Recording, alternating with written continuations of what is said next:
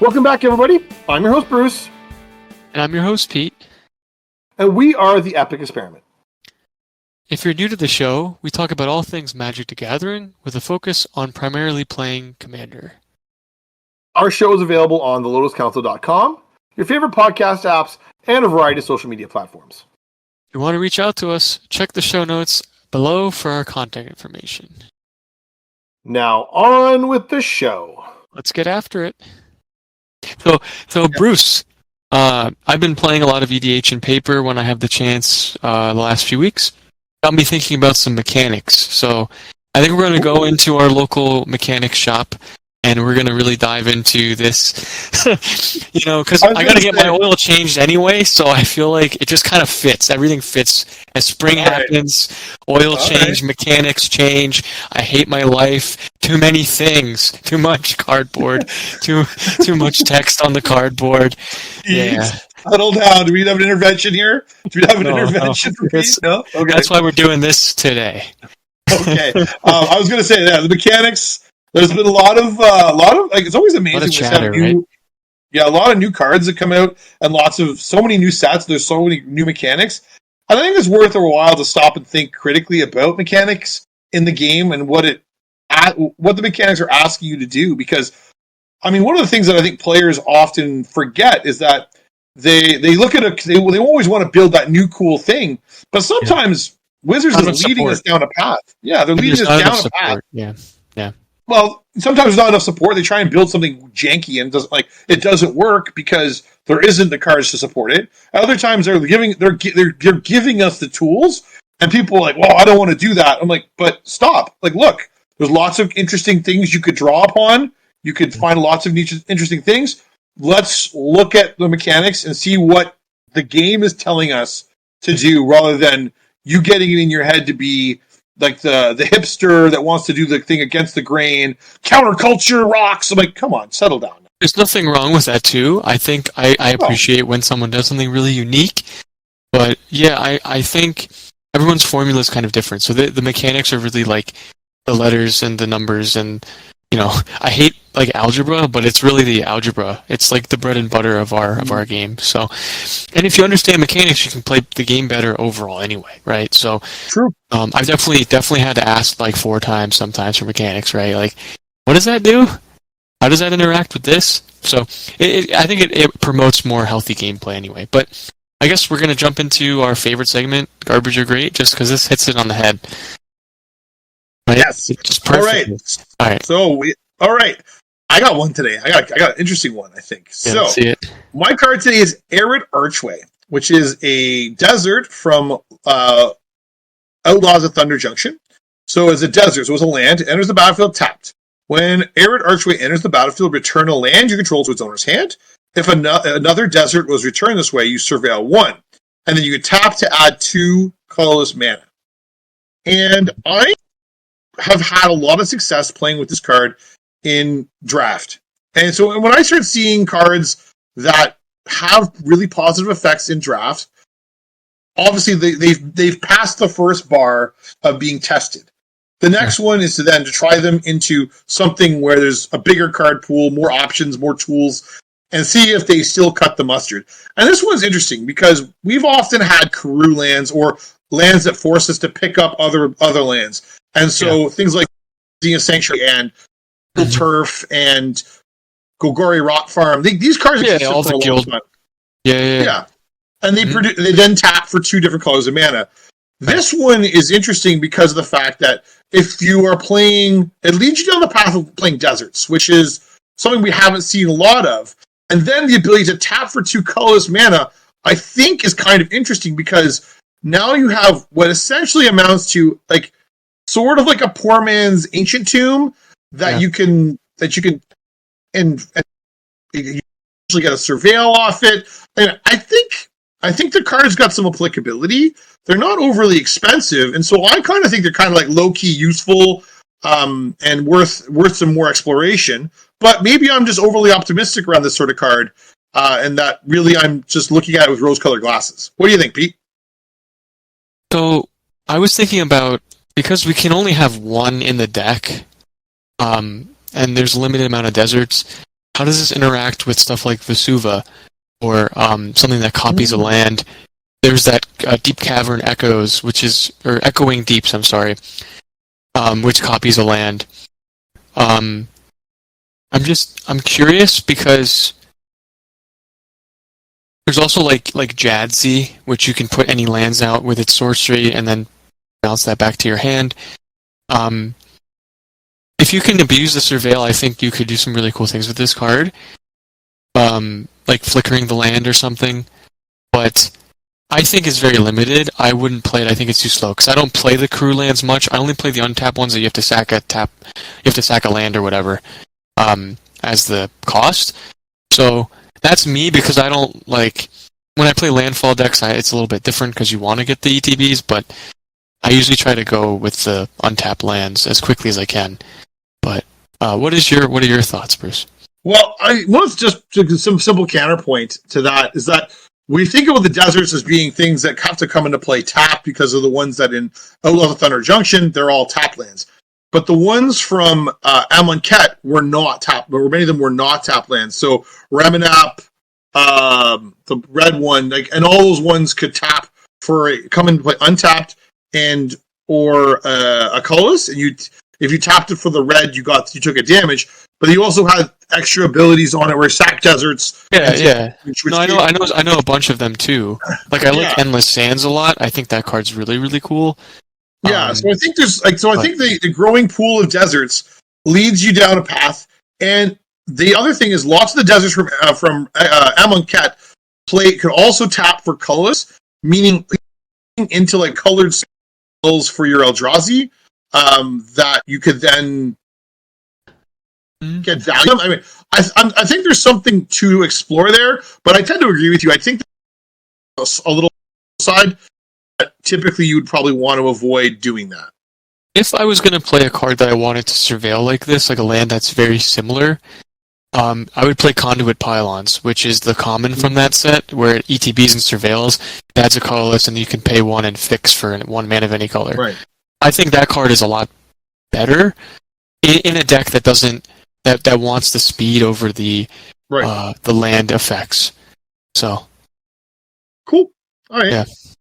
I will admit I'm going to try them out. I was placing an order at the local game store, and they were cheap. They're about 20 cents a card. So in order to make minimum threshold to get them shipped to me, I got a playset shipped. And so I'm going to try them out and try them in some different places and see if I like them.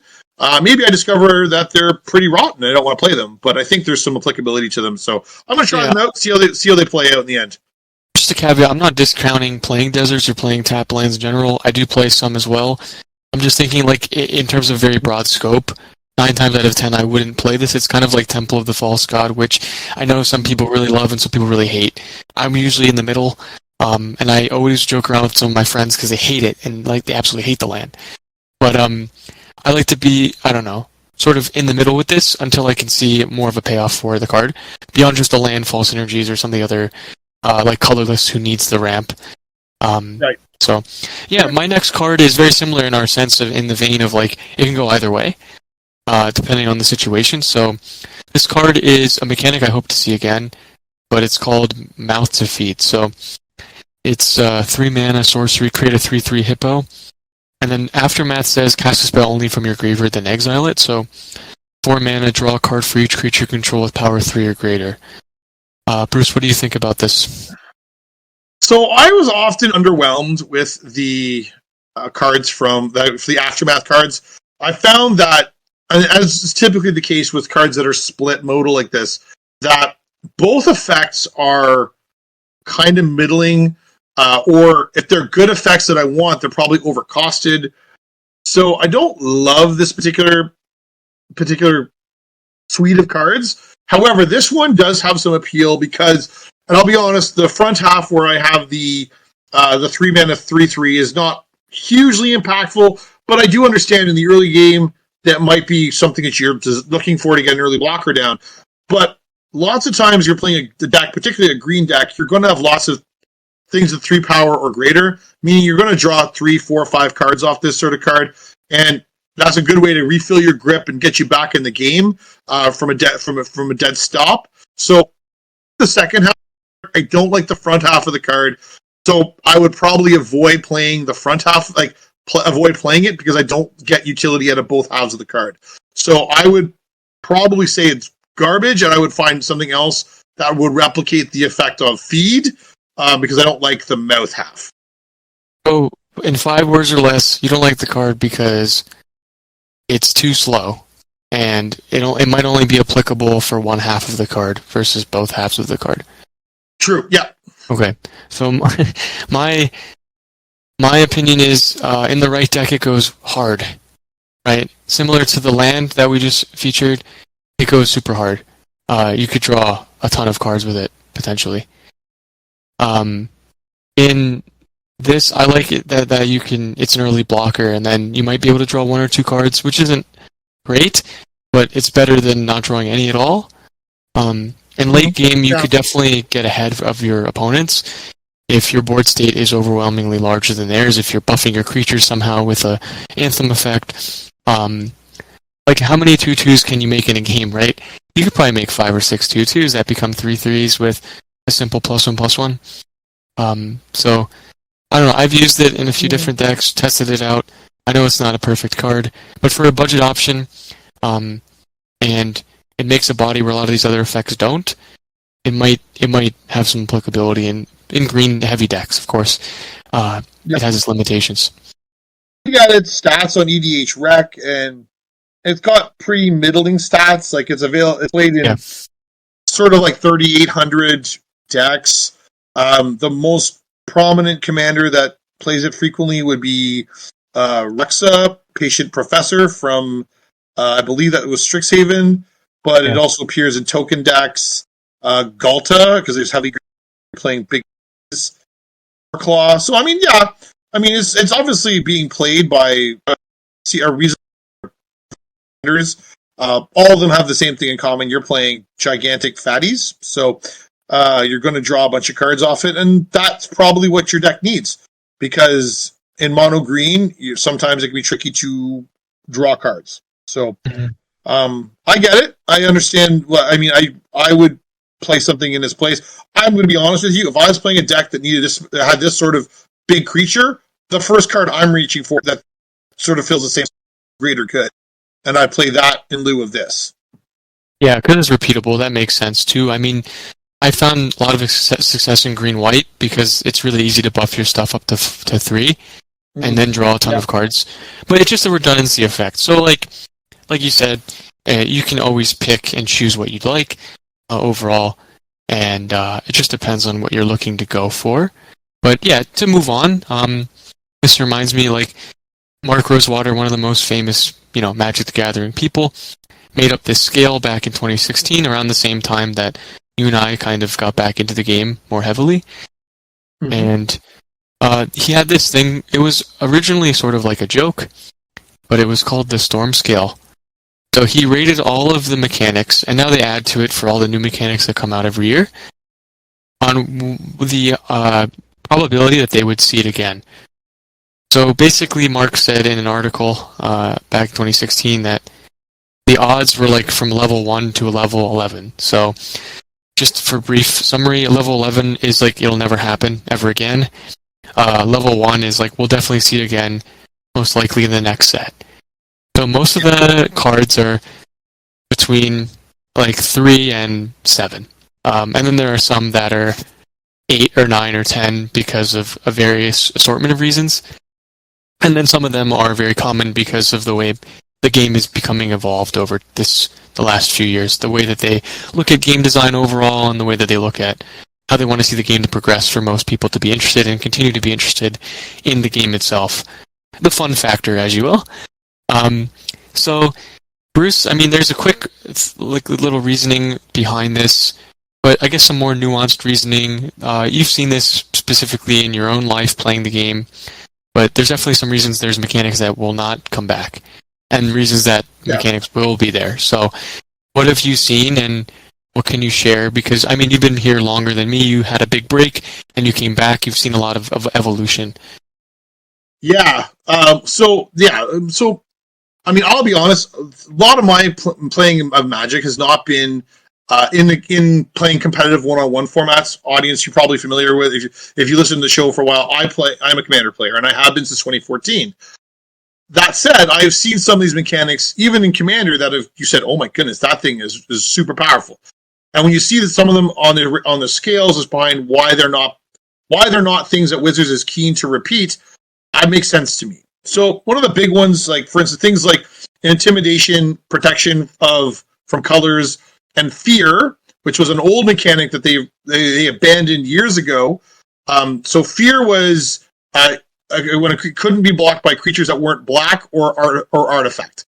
That got changed into intimidate, so it had to share a color with the creature or be artifacts. And then protection just said you can't be blocked by or targeted by anything that is of that color. So protection from white, if you had a spell, you couldn't.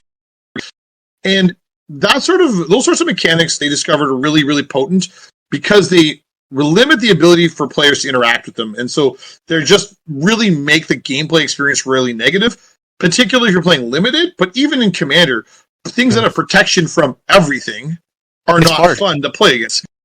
It's really hard to deal with because then you also have to tell people constantly the acronym, which like it can't be damaged, it can't be equipped, it can't be enchanted, it can't be blocked by that color, and it can't be targeted. So then it gets into this confusion, which is the next point of like some of these mechanics are just rules nightmares, right?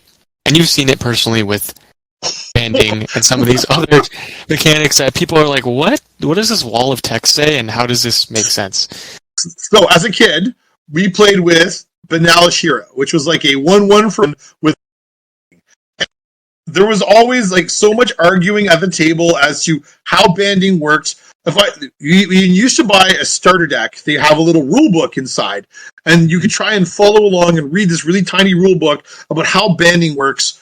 We argued over it for hours on end. It was a nightmare, and I was really happy when I returned to the game in 2012 that there was no more banding on the table anymore. Because it was just a miserable experience. The two more recent ones would be Regenerate, which can be complicated depending on the interaction, because some people they get confused as to how that works with regards to like how the creature stays alive or what impacts the creature leaving the battlefield.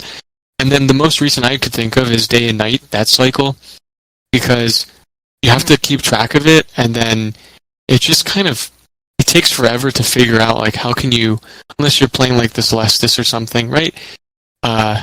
It can get a little confusing.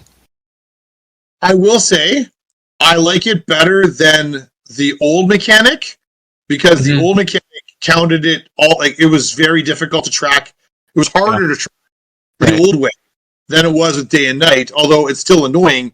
And the nice thing with with the old way though, if there was no creatures that were in danger of flipping, you didn't have to worry about it anymore.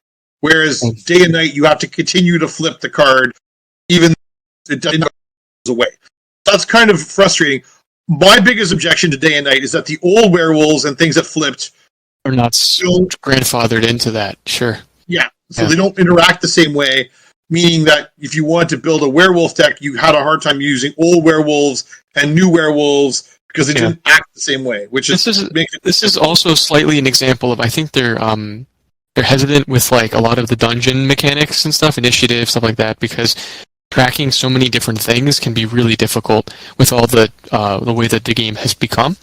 Right. So basically, what we're trying to say is like it's not as bad as the next few set of mechanics, but it is something that they are wary of. So the final one is the mechanic. We have two of them still, right? So one of them is like they create too much advantage, and this is a mechanic. We almost forgot. these are mechanics that are extremely potent and they'll help people accrue a lot of value very quickly. What comes to mind is Dredge.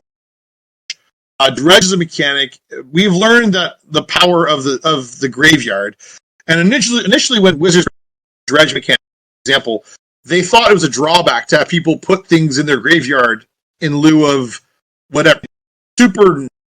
It's actually ridiculous to see all those things get dumped in your graveyard to give you like an extra hand. And in fact, there's been a lot of talk Oh, my audio is cutting in and out. Oops. It's a bit better now, but I don't really know, but anyway, I'll Yeah. keep an eye on it. oh, you're good.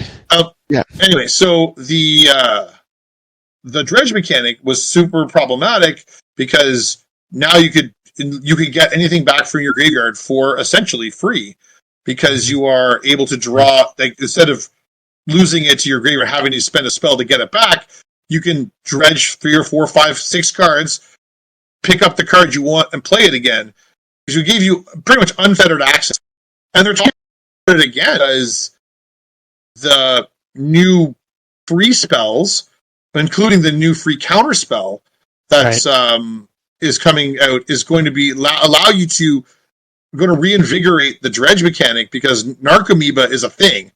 And Narcomoeba being sacrificed to this particular counterspell is going to be very potent. And so people are going to see if dredge is going to be continued to be a thing again. In Commander, the partner mechanic is another great example of a... Before we go that, I just wanted to say, like, one of the first CDH level decks was the Gitrog monster, which was a famous dredge deck with its complex interaction and the way that it won the game. So I think that's just an example of how this mechanic sort of seeped into our own format and kind of broke the format in the beginning. Now it's not really a very popular CDH deck, but it's a very powerful and strong commander deck when built very optimally. And then, like you said, the partner mechanic, that one, we've seen the evolution of that personally, because partners were super new when we got back into the game. And when I got into the game more heavily invested, partners were like the brand new thing they had literally just released, the first set of them. So it was kind of unheard of, and then now we're seeing it happen in a very scaled down, slimmed down sort of situation with a lot of these precons. So, and there's a reason that Timna plus whatever her favorite friend is a very powerful commander deck, is because they allow you to have access to 3 or 4 colors easily, 2 cards that you can guaranteed to be played out of your command zone, and the whole thing is just really, really potent. So that sort of ability is something that Wizards is probably unlikely to revisit too frequently, and I think is probably good for us. They fooled around with it a little bit with like the backgrounds and the other, and then partner with, but even those are also really potent and things that I think Wizards is going to be mindful of now that we've seen the true impact of some of these abilities. Yeah, and then that goes along the lines of like Madness, which is, it's already confirmed they're going to have one of those in MH3. But then also Buyback. Those two mechanics are very powerful and in their own sort of way that has impacted the game greatly. From the beginning with Buyback to Madness now, they're rather similar, but being able to cast spells for an alternative cost and being able to either play them again or play them very easily is something that Wizards is trying to figure out that sweet spot for. And, one could argue that these mechanics didn't really impact creatures as much, but they're moving into that sort of strategy with creature-heavy things in general with the format. But we'll get back into that later. The final one is the mechanic just sucks, right? It's just not a good mechanic. They're never going to want to play with it again. Yeah, some of these particular mechanics are just outright bad, and this would be why they're avoiding them generally. So I will use the example of Inspired, which is a mechanic from Born of the Gods, which if you were playing back in, as you know, atrocious this mechanic was, you would have had to find a way to get your creature tapped and then untap it to get the ability. And many of the abilities were not great and at the best times. So we didn't have vehicles yet. So, there are more ways to tap things now, but at the time it wasn't strong. What do you... So speaking of Inspired, one of my first really bad 60-card decks was King Makar and Fred from the Real. And all I would do is tap them and then untap them with Fred from the Real with the gold that I made or whatever. It was very bad. It didn't do much, but it locked opponents out of like creatures. But it didn't win. So Yeah, so I tried building a King Makar commander deck, and I was of the opinion that it was, particularly when I saw vehicles, now gave you a free way to tap your thing. Anyway, this it's overwhelming on the whole. And so I would say the Inspire mechanic was something that if we ever see it again, I'll be shocked. It's not a particularly good mechanic and didn't lead to any sort of good play experiences. So it'll probably other thing. Sweep a mechanic from Saviors of Kamigawa, which was awful. didn't appear in all the colors. Even it was just kind of like there shoehorned in. I think that was one of the products of having multiple sets set on the same plane, that you try to find ways to innovate on the existing plane without really having much thought as to why. So sweep would be awful. Flanking was another one that sort of made, like, if a creature had flanking, if you went to block it, and your creature didn't have flanking, the blocking creature would get -1/-1. So your whole, like, the idea being that you tips combat in favor of the creature with flanking. I thought this was a mechanic that is just atrocious, and I wish they hadn't ever printed it because it just seems so silly. Now it's an old mechanic. Like we haven't seen it in ages, and I don't think we're going to. But yeah, that'll be the sort of mechanic that Wizards has said we're not really interested in investing in that. We'll put our design energies into something else. Yeah, and that goes along the lines of how I think Wizards is sort of thinking about this, right? So we've got, mechanics that we think, based on their sort of scale, we think they should bring more into the fold, and mechanics that we think they should really step back from. So, did you want to start? I know you're very passionate about this first one. Well, I have to say, I've really enjoyed the Adventures mechanic. I think that is one that I think provides a really interesting way to promote gameplay. So we know that particularly with the push on Arena to have Best of One be a format that's played pretty heavily, and it is. There's lots of people who play Best of One, and if you're playing Best of One, modal cards are really important because you don't have a chance to sideboard in response to what your opponents are doing. So modal cards that could be a spell in some instances and a creature in others are really, really impactful, and the adventures are a great way of doing this in a way that seems fun and fair. So I really liked the adventures, and that we've had them predominantly from Eldraine, and then we had them in Battle for Baldur's Gate. Those are the two sets where you've seen most of them appear, and I think they are a really good way of providing us with a modal card that has different ways you can be played, creates different play experiences, but does it ultimately fundamentally alter how the game is played? Yeah. I really enjoy that. I think they should also give more payoffs for adventure cards because they only have like one or two commanders that actually pay off from. Oh, okay. So you meant commanders? Because originally in Eldraine there were a lot of payoffs for. That's what I'm saying. I'm prefacing that because if that impacts our format. Because 60 card, it's obvious that it can impact the format. We've seen that with some of the standard decks people have come up with, but to bring it to our focus, there's only really two or three that are I would say interesting right now. Yeah. Where they didn't really print enough adventures for some of these ones, like Gorian, which is the Bant one, and the dragon, which copies them. Or like does damage or something. I forget what it does. Is it dragon that does stuff when you cast an adventure spell? Right, and then there's also a teamer one that is this doesn't have enough support sometimes. No, it's interesting, but it just doesn't have enough support. So agreed.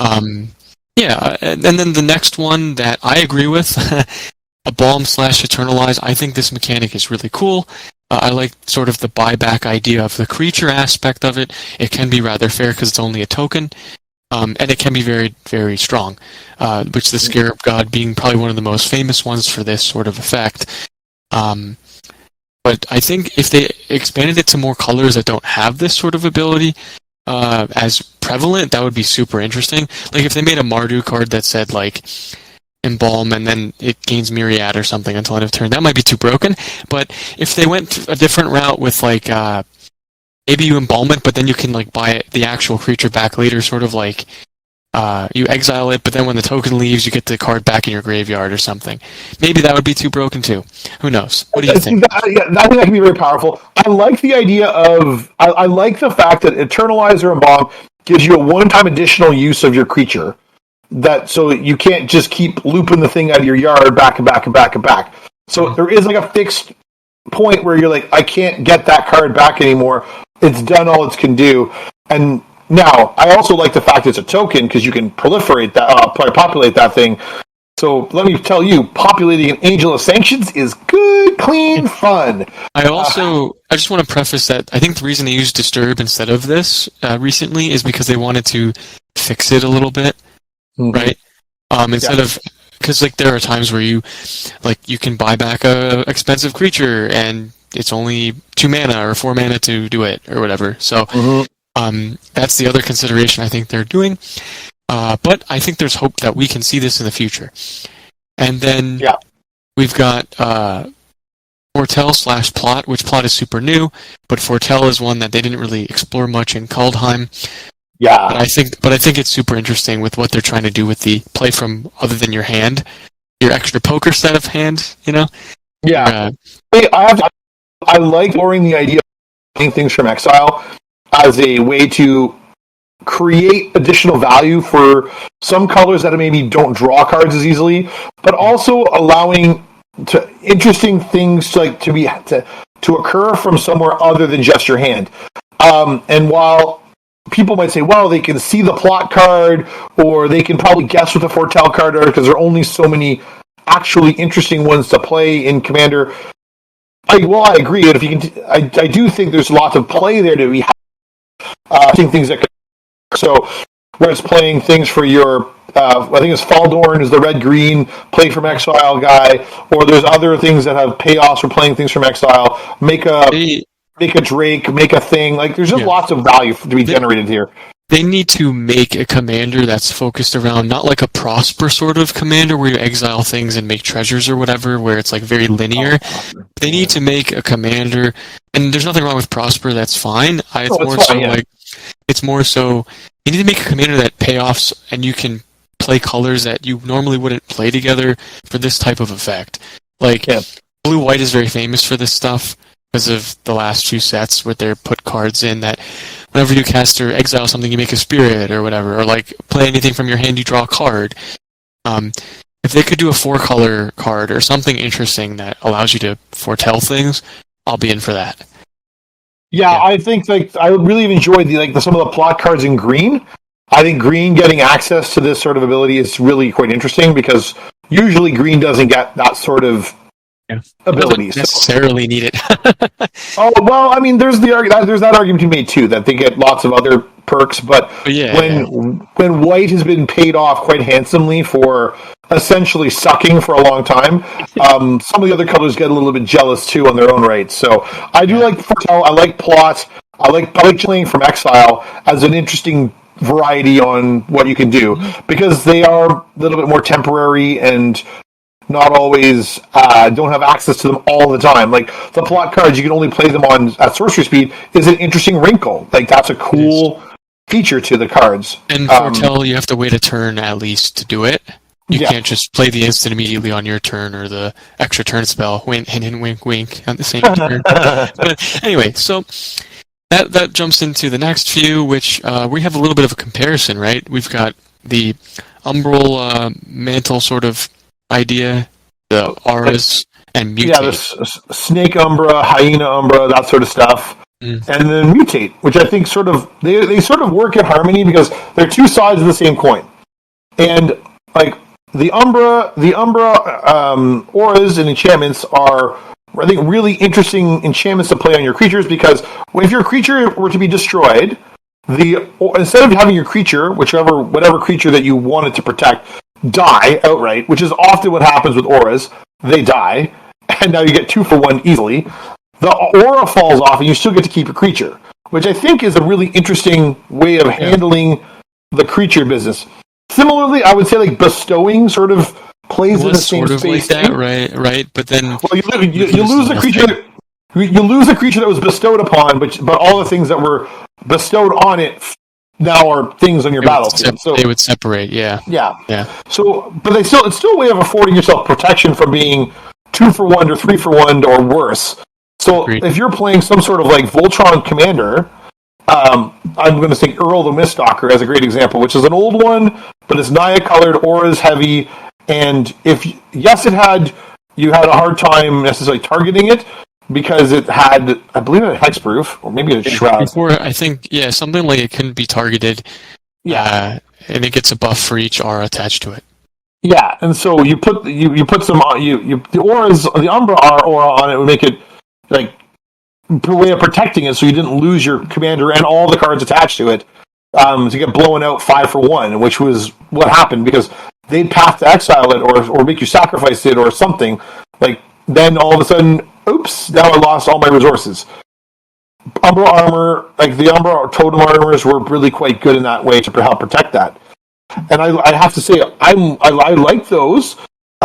They can be frustrating to play against, but. And then, Mutate, I know your grievances was it's very confusing, depending on what's on top and what's on the bottom. And then also it was very powerful, especially in that Ikoria set, and slept on until later. There's some weird things you can do with like Scoot Swarm when you mutate on top of it. Oh, yeah. You know what I mean? Break the game in half. But I hadn't thought of that, but yes, you can do some weird things there too. My objection to mutate is not so much the complexity of it, although you're fair point there. It's the fact that you're using your resources to mutate onto this creature, and it doesn't necessarily grow in size. Because, like, sort of the idea behind Ikoria was you have lots of monsters. So I feel like mutate's a bit of a flavor fail because if a creature is mutating, shouldn't it grow and get more fearsome?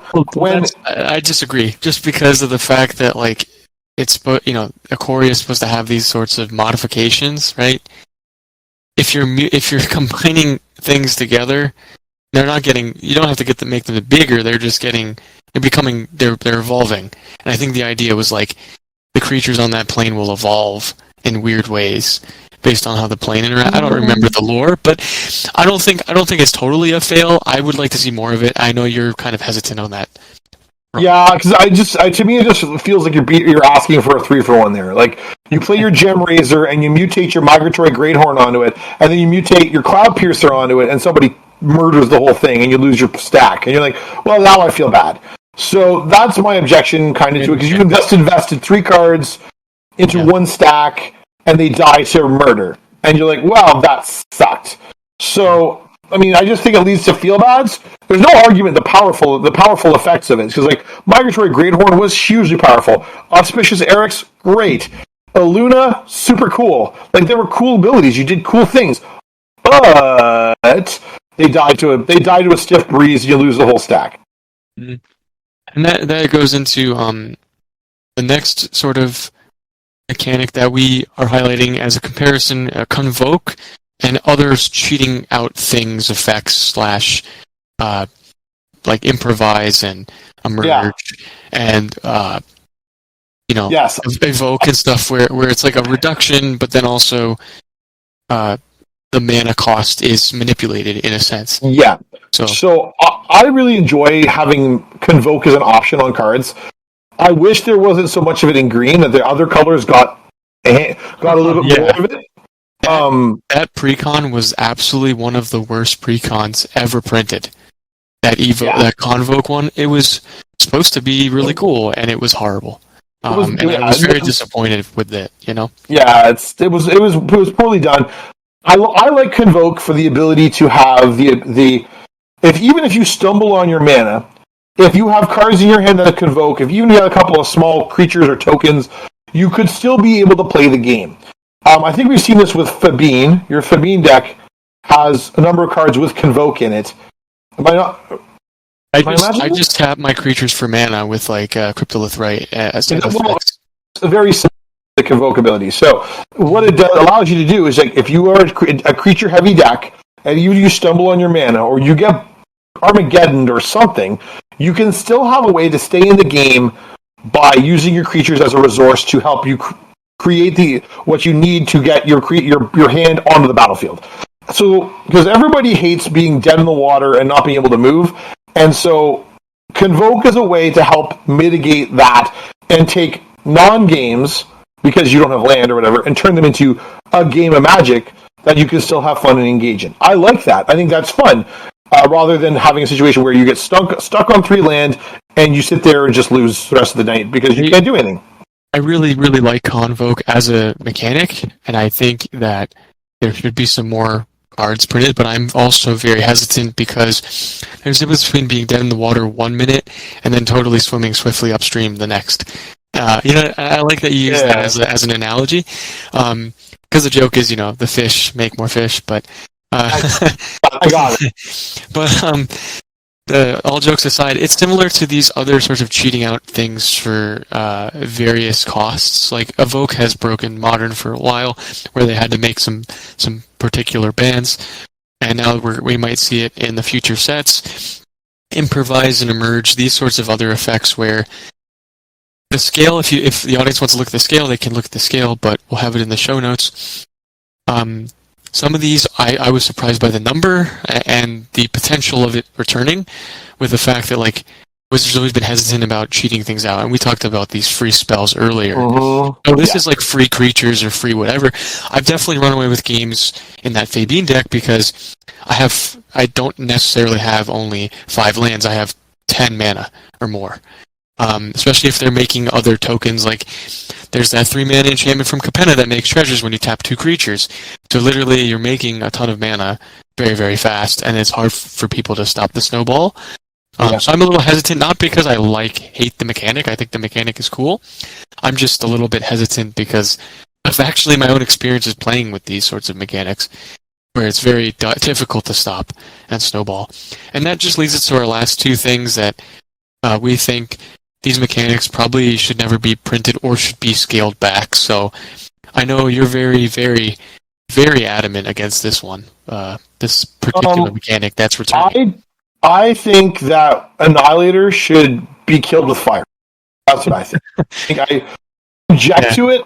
Now, Annihilator is a mechanic, or it's a triggered ability on attack that was uniquely on Eldrazi's from Rise of the Eldrazi. So, and the most common ones that you like, or the most famous ones, are the Titans. So, Emrakul, Yea's Torn, Kozilek, Butcher of Truth, and Ulamog, the Infinite Gyre. And these are 3, and the Annihilator triggers were massive. So, my objection to them is this: they feel brutal when someone attacks you with one of these monstrous Eldrazi. For starters, they're already big. Like, every Eldrazi creature with an Annihilator trigger is just big. Yes. And so you have this massive thing coming at you, and now you make me sacrifice an extra 1, 2, 4, 6 things? Are you kidding me? There's no recovering from that. If you get whacked with Annihilator 4, you're losing at least one creature to block it, maybe more, so that you don't just up and die to it, and you're sacrificing 4 other permanents. Like, I understand rectangle theory is a thing. We'll talk about it later, and there's lots of extra things on the battlefield. But how many times can you realistically sustain being attacked? And maybe once, maybe twice. Maybe twice. I don't think it's fair. No, I don't think it's fair, but I do appreciate that it ends the game quickly. I'd rather it end the game quickly than me having to sit there for hours and wait for somebody to finish the game. So that's the only caveat I have, is like, I don't mind it, because if they got out that 10 mana card, granted they didn't cheat it out somehow, they deserve to win the game, I think, personally, if they got to that mana. But then again, there's so many ways to get it quickly, with what we just said, with Convoke or with treasure production or any sort of token thing, where you're sacrificing little through the breach, sneak attack. So then the last one, which impacts our format very much, where Annihilator will eventually, with these precons coming out again. But I think people will pick and choose what they want to see at the table. But this one I really am bothered with because it's prevalent everywhere. You know what I mean? It's landfall. Landfall is a great strategy, don't get me wrong. I've definitely had my fair share of decks that are landfall decks. I've taken apart, I put back together. People just love that sort of thing. So the scale is a 3 out of 10. So you'll probably see it again in the future. But my problem with it, is it only a 3? It's only a 3. Oh God! So my problem with it, and Bruce is laughing over here because this thing goes crazy in every single. We did that thought experiment a while ago with the greenless landfall deck, and it still went crazy. With Togo, remember that deck? And it was just dumb. It was dumb, but it still worked. And it's just like this is too much advantage too quickly. This is very similar to the delve mechanic in regards to your board state becomes insanely powerful, insanely quickly, which we've seen with some of these precons that just came out, which I have no problem with the desert support. I think it's great. But then when you see it every other time you're at the table, it gets old very fast. The mechanic is very linear. I like mechanics that are more open-ended. I know Bruce has his qualms and personal triumphs with certain mechanics. But, how many times have you lost to Avengers Zendikar or lost to, Omnath? More than I care to admit to. The reality here with Landfall and why it's particularly egregious is the fact that it allows you to accrue value. Doing something your opponents can't interact with, and every deck wants to do it. Because every deck needs to play lands in order to advance your board state. So you're being rewarded for doing the thing that you do anyway. So there's no active effort put into designing your deck to do the thing. Oh, I'm going to put a Tao's Provisioner in my deck, and I'm just going to route treasure tokens. I'm just going to nip my deck. And we saw, if you were paying attention at the most recent Pro Tour, the Teamer Aftermath deck, which was playing Aftermath Analyst, which is a splendid reclamation on a creature with the Nissa from March of the Machine's Aftermath. You're just literally vomiting tons of mana. It was an near infinite loop, and they could do whatever they pleased with it all. It was absurd and cool to watch. But it's cool to watch once, and then you're just like, oh, it did it again. Oh, it did it again.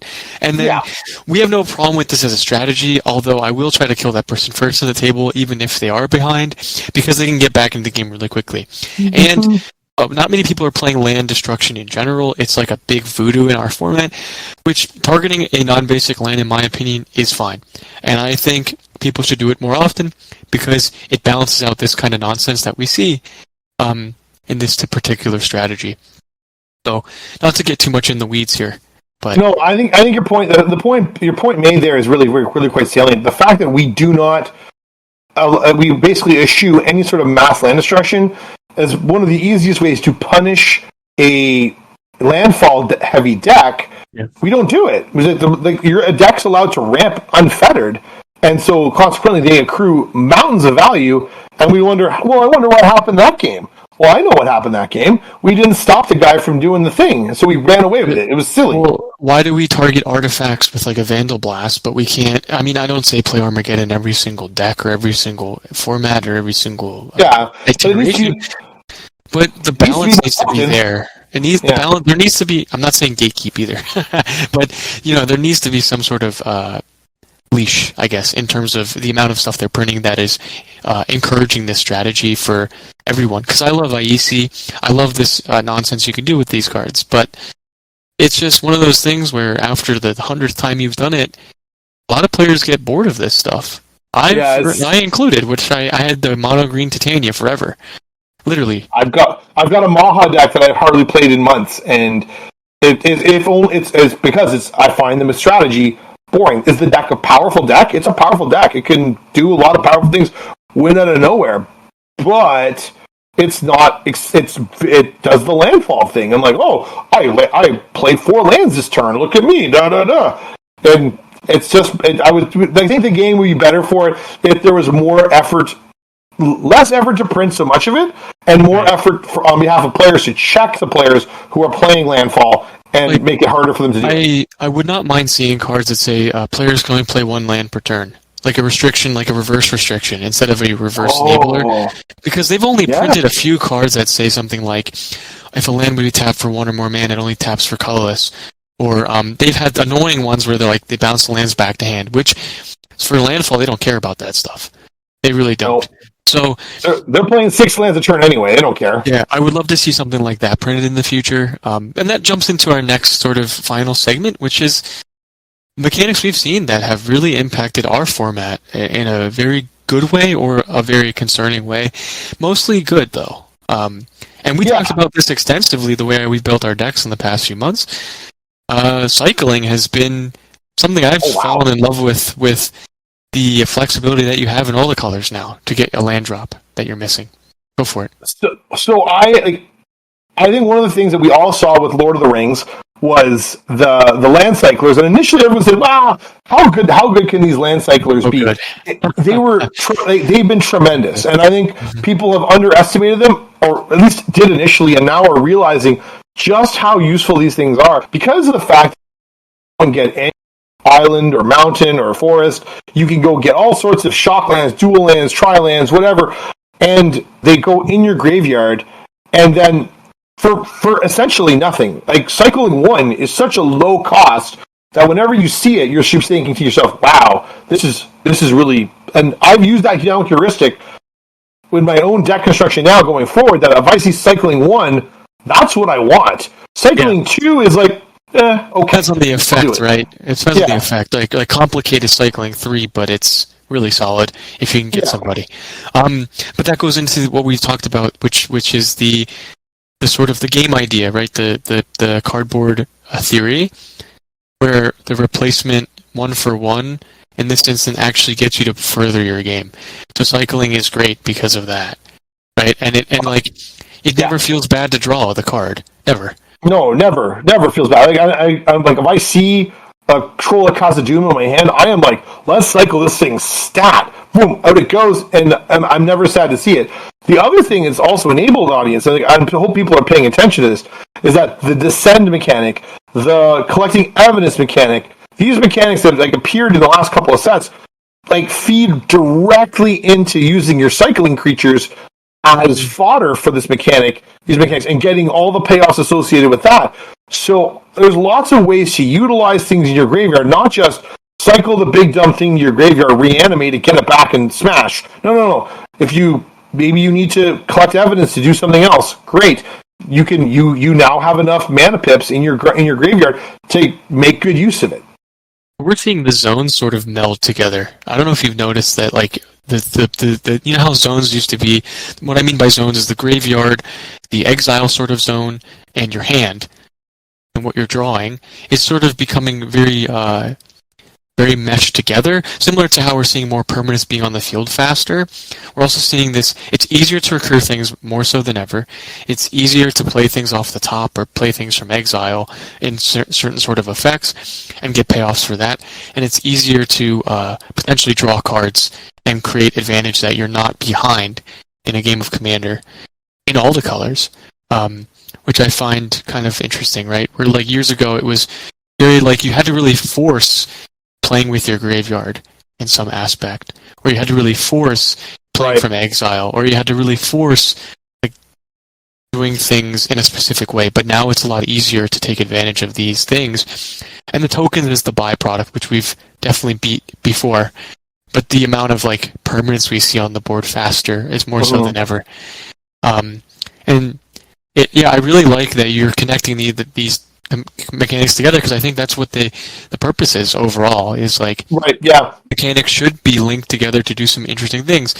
Like maybe Inspired will be good if you play Convoke decks and there's a Convoke deck that makes them viable.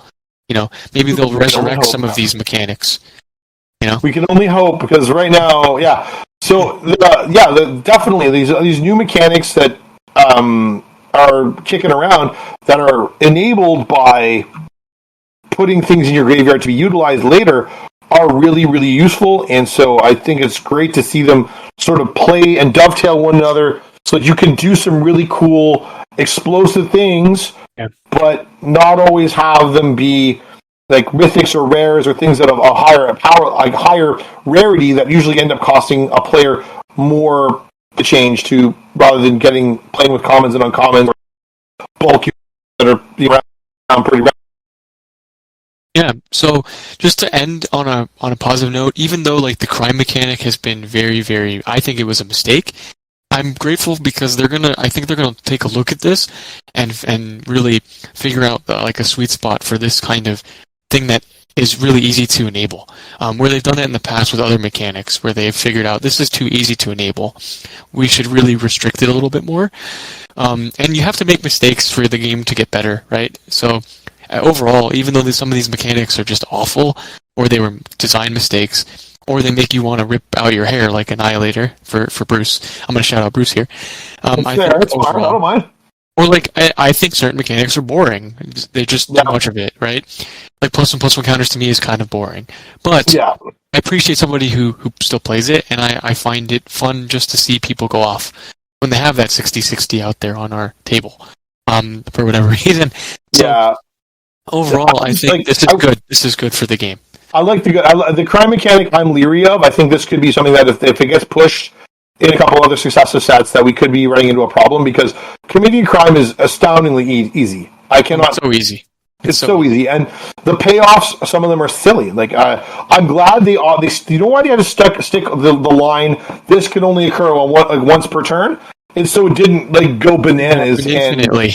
Yes. Yeah, and so I'm appreciative that they recognized the potential nature of the mechanic to being so exploited, but it still makes me worried that when you put enough payoffs together, you're still going to be able to find something truly degenerate that's going to be a real problem. And it connects with some of these other mechanics we mentioned today, like Landfall is easily enabled to the point where it snowballs and you can't stop it.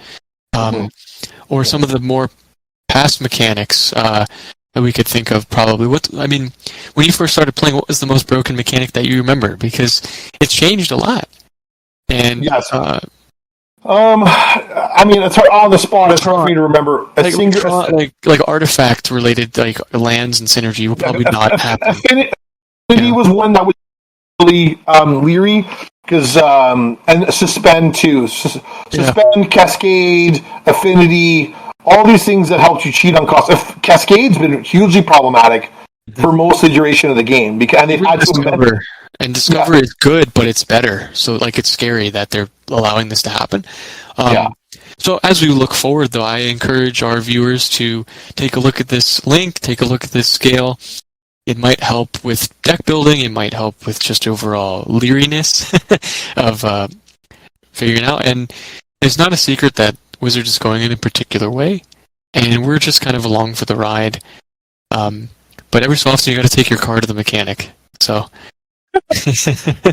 right, full circle. We got there, full circle, folks. Right back to the mechanic joke. All right. Thanks very much for joining us this week.